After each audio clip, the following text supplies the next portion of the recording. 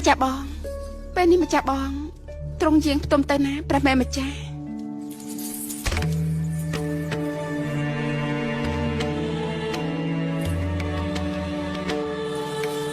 តាមានរឿងអីហ៎ជាថ្ងៃពិធី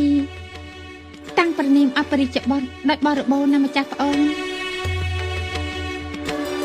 របស់ម្ចាស់បងបានអំពេញរួចហើយបំណងប្រាថ្នាមនុស្សស្រីក្នុងលោកគ្មានទីបញ្ចប់ទេរីឯម្ដាយគ្រប់រូបបងប្រាថ្នាចង់ឲ្យកូនរបស់ខ្លួនមានតែសេចក្តីសុខប៉ុន្តែសេចក្តីប្រាថ្នារបស់យើងនៅមិនទាន់បានបំពេញទេម្ចាស់បងទ្រង់ប្រថាប់ព្រះកាយសន្តិក៏មានសវណ្ណីបែបនេះអីកុំខាត់យើងអីឲ្យយើងនិយាយចោលពេលដែលយើងមានកូន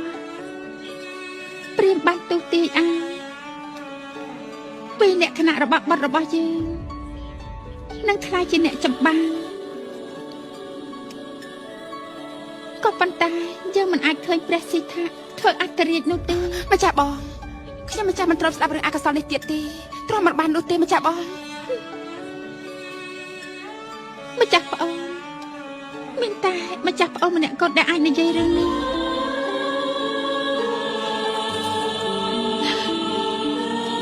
ម្ចាស់ប្អូនជាអ្នកតាមថែរក្សាព្រះសិទ្ធៈ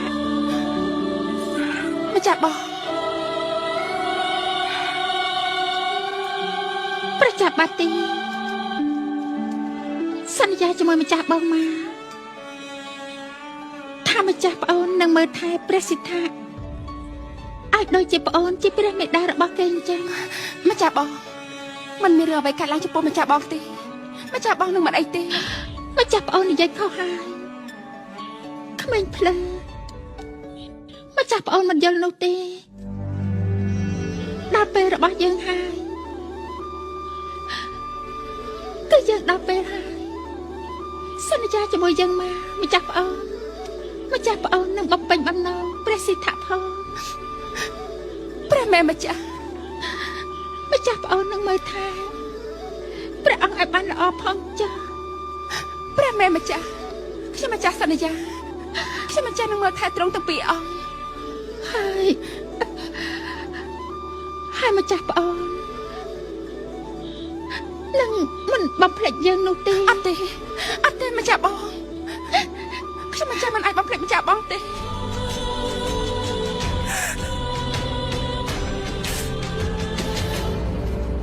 ម្ចាស់បងចាំមិនម្ចាស់បងជិតដល់ពេលហើយឲ្យយើងជួបព្រះអង្គជាលើកចុះក្រោយផងចាតែហាត់ពេទ្យមកទូលព្រះរាជាឲ្យប្រាប់ម៉ាំងកាឲ្យយើងមកម្ចាស់បង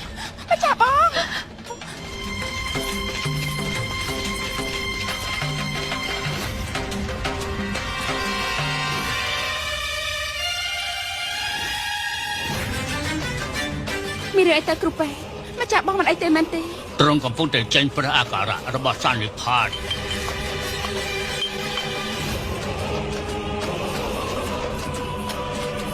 តាមមហាទេវីទ្រង់កាត់អីខ្ញុំម្ចាស់មិនដឹងទេម៉ាំងកាម្ចាស់បងស្រាប់តែប្រឈួនមួយរំពេចភ្លៀង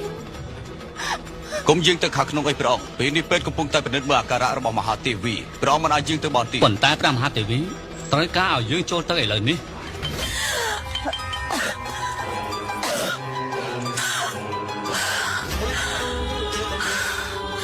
បេះដូងរបស់ព្រះមហាក្សត្រចុះខ្សោយហើយយើងគ្មានពេលទេឆាប់ទូលព្រះរាជាឲ្យឆាប់យាងមក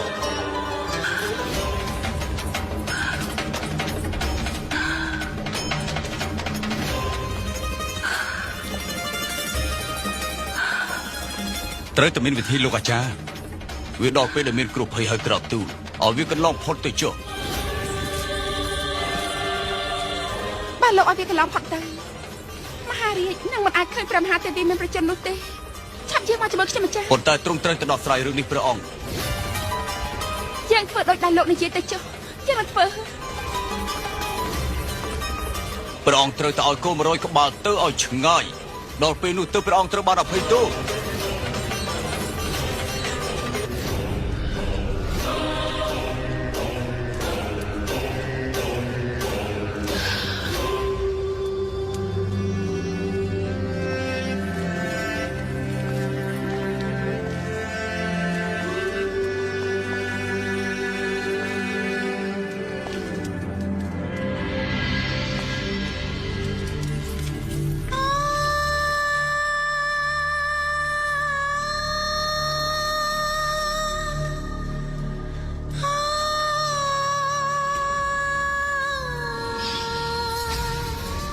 ហាទេវីអូន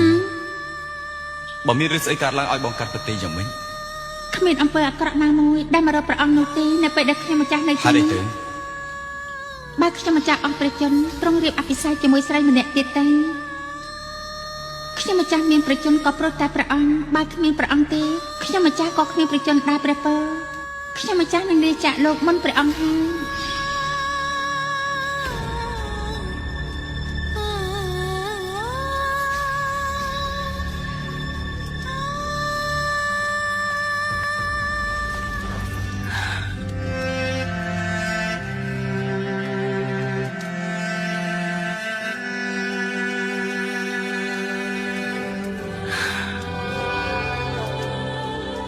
សន្យាជាមួយខ្ញុំម្ចាស់មកព្រះបើ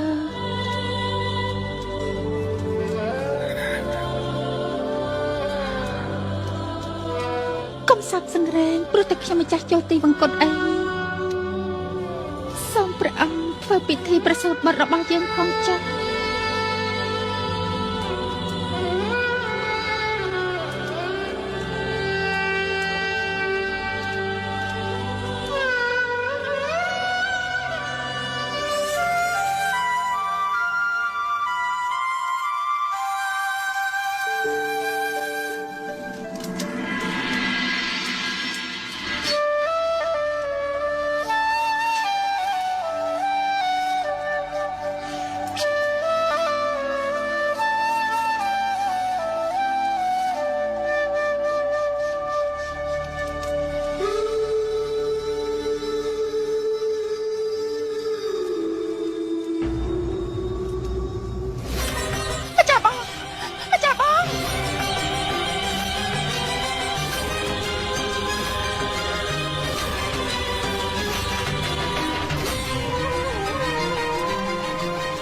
ទេវី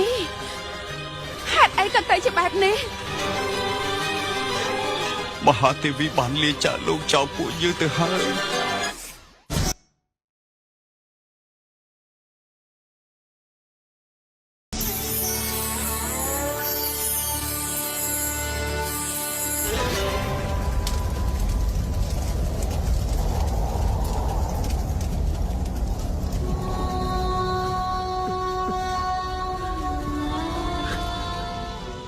កុំសោកសង្រេងអីព្រះមហារាជគ្មាននរណាម្នាក់គេចពីសេចក្តីស្លាប់បានឡើយវានឹងមានដូចគ្នាថ្ងៃណាមួយធាតុទាំង4នឹងធ្វើចំណីព្រះអគ្គីដូចតែគ្នាសូមព្រះអង្គតាំងព្រះតីឲ្យបានល្អទៅក្រាបទូលហើយពិធីបូជានេះគ្មានអ្វីសល់ក្រៅពីភេទឡើយប៉ុន្តែព្រះមហាទេវីមានភ័ព្វសំណាងហើយ លោកបានប្រាប់យើងហើយបើសិនជាមិនធ្វើពិធីពុត្រាកាមិស្ទីនោះទេមហាទេវីនឹងត្រូវបានសោយទីវង្គតបន្ទាប់ពីប្រសូតបានបុត្រ7ថ្ងៃប៉ុន្តែយើងមិនបានរៀបចំពិធីនោះតតែសោះខុសមកពីយើងដែលមិនបានរៀបចំបែបនេះដូច្នេះបានជាមហាទេវីត្រូវស្លាប់គឺជាកំហុសរបស់យើងគឺជាអ្នកខុស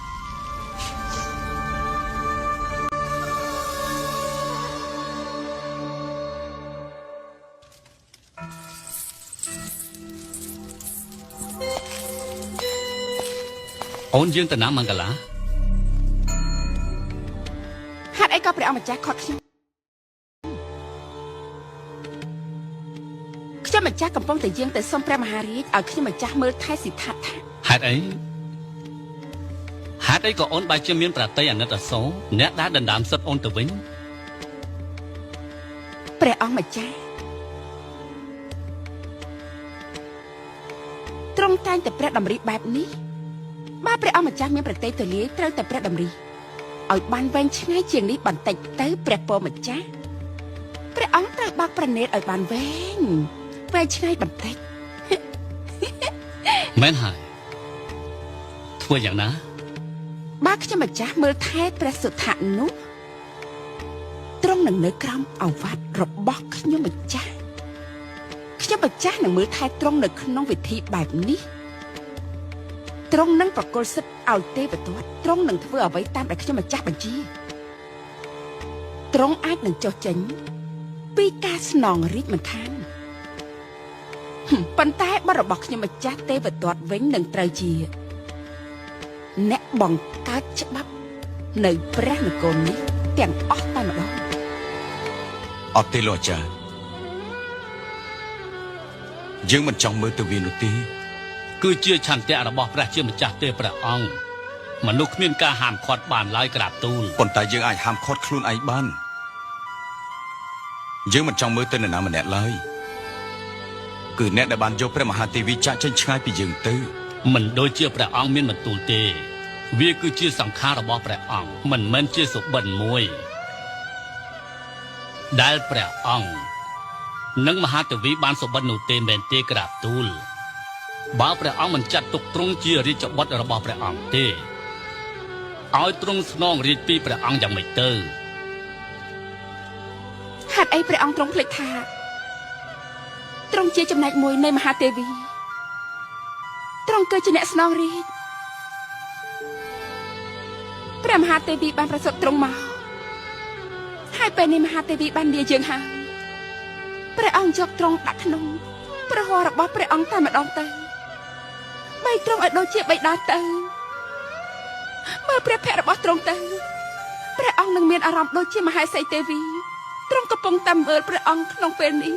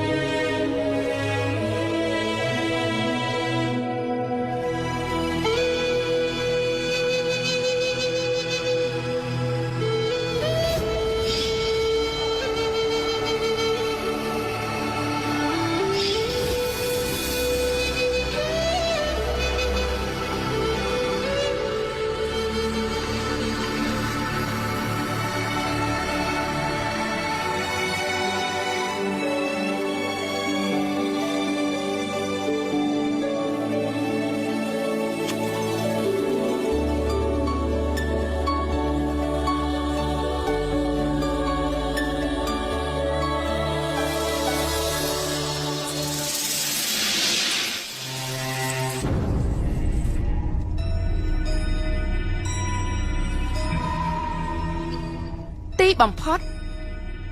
ព្រះបិតាបុត្របានសពប្រតិនឹងគ្នាហើយណាខ្ញុំគិតថាព្រះបុត្រាសិទ្ធៈនឹងមិនមានវាសនាចំពោះមេត្តារបស់ទ្រង់ដូចបាននៅលើដើមទ្រូងរបស់បិតានោះទេប៉ុន្តែគួរឲ្យសប្បាយចំពោះទ្រង់ទាំងពីរដែលបានសពប្រតិនឹងគ្នាព្រះមហាទេវីពិតជាបានសប្បាយប្រតិណាស់នៅពេលដែលទតឃើញបែបនេះ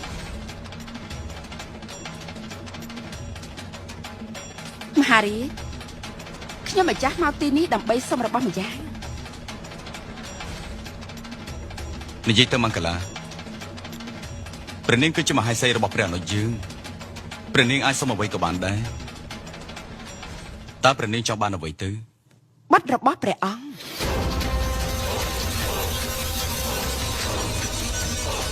ស៊ីថាតព្រះអង្គខ្ញុំម្ចាស់ចង់មើលថែស៊ីថាតណាជាមួយនឹងទេវទត្តឲ្យបាននៅជាមួយគ្នាតើអាចទៅរួចដែរប៉ុន្តែខ្ញុំម្ចាស់ក៏ជាអ្នកមើលថែដែរ